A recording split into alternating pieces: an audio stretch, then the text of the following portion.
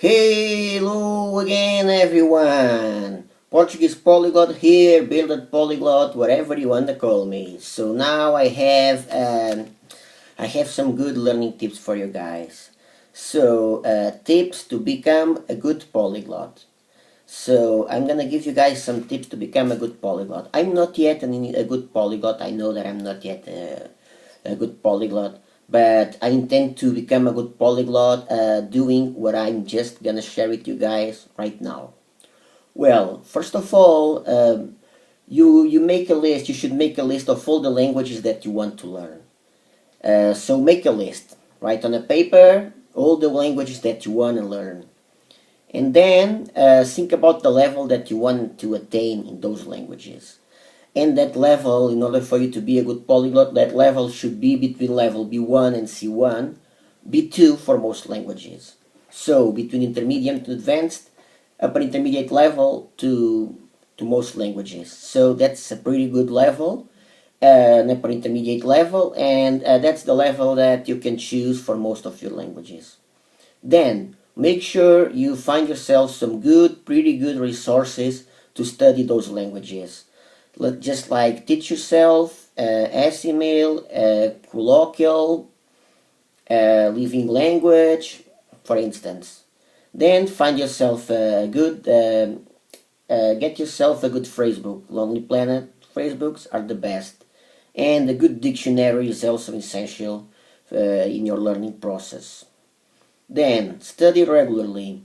Even if you don't have to study every day. If you study 5 days a week, it will be okay. And then it's better if you study only half an hour, but 5 days a week or 6 days a week, every day if you can. But you do it constantly, then studying 3 or 4 hours once a week. That won't be okay. But if you study only 20 minutes or half an hour, I'm doing like that. 20 minutes, half an hour, 5 days a week. With some exceptions, with just a few exceptions. But that's what I'm doing. 20 minutes, half an hour sessions per language. 5 days a week. Then listen to the recordings. It's very good if you have the recordings because you are able to get used to the rhythm and get used to the accent.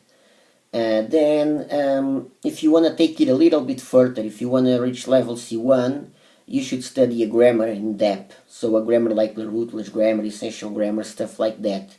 I know that some of these learning tips I already talked about that in another video, but if you just if you have just stumbled upon this video, so it will be okay because you will get most of those learning tips like that, killing two birds with one stone. So let's see, what else can I say to you guys? What else can I say? Then you should focus. I advise everyone to start learning spoken language. So when it comes to Arabic, Hindi and stuff like that, first focus on communication. And when it comes to languages that hard, don't make the same mistakes that I did, and first of all, learn words and expressions, words and expressions, words and expressions. A good way to do that is using living language courses, And what else? Let's see. And then before you move into a grammar so depth, a very, very huge grammar, you should get yourselves a small grammar just like this one in here. This one is a Russian grammar. So before I go into more in detail in Russian grammar, I will definitely use this and reuse this over and over again until I am able to read in Cyrillic properly, and so that I can move into into a deeper level, to a higher level. But that's only if you're studying through level C1 or C2. I want to reach level C1 in Russian. That's my goal. Not level C2, level C1. Then make sure you learn a lot. I always talk about that. Make sure you learn a lot of slang and colloquialism. So this book is pretty good. You guys should get this book. It's available for many languages. Original, I only have this one for Chinese. I'm not using it yet, but it's a pretty good book. But you can search for other stuff. There are a lot of PDFs and stuff related to slang, swearing and stuff like that, and colloquial words and expressions, because they're pretty important in order for you to say that you speak a language properly, in order for you to say that you speak a language fluently, in order for you to say that you really have an upper intermediate level in one language. At least you need to know grammar pretty well and slang pretty well, because when you hear fuck you won't say thanks, right? So I guess you get the point. So formal ways of speech, pretty important to become a real good polyglot. Unless you want to be a polyglot to read literature, to read books and stuff like that, just like my good friend Peter Brown, for instance. The guy wants more. He wants more to. He wants to know languages because he loves literature. He wants to read books. So if you're that kind of polyglot, of course that you should learn the alphabet first. You should be learning the alphabet first. You should know how to read properly. But you're a polyglot just like me who wants to speak languages. Start with spoken language first, because scripts are like heaven, they can wait. And that's pretty much like it.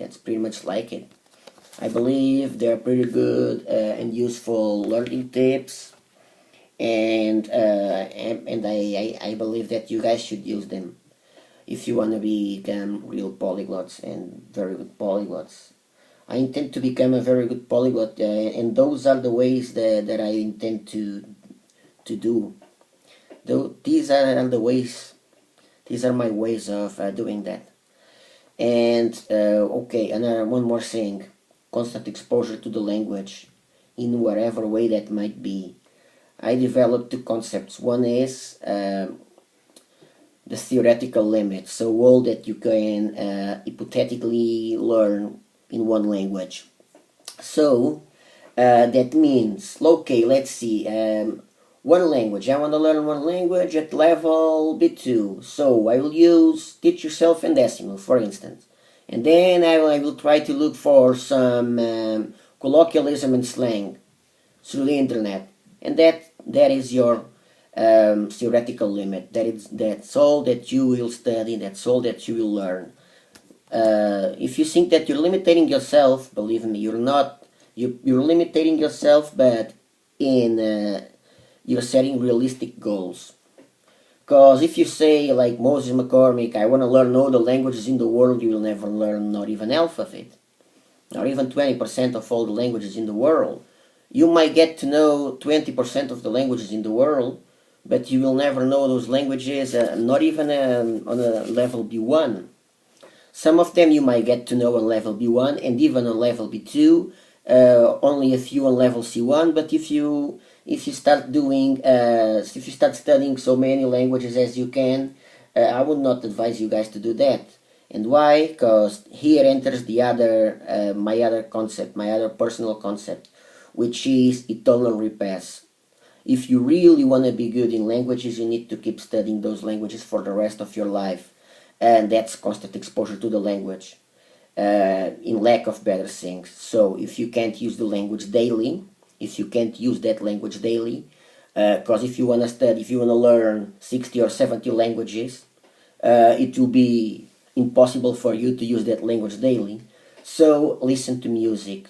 So watch movies without subtitles, or watch movies subtitled in that language, or watch movies in a language subtitled in the same language, so you can get used to the rhythm, so you can get used to the accent, so you can get used to the speech itself, and keep on revising all that. Once you've reached the theoretical limit, because that's how I intend to do it.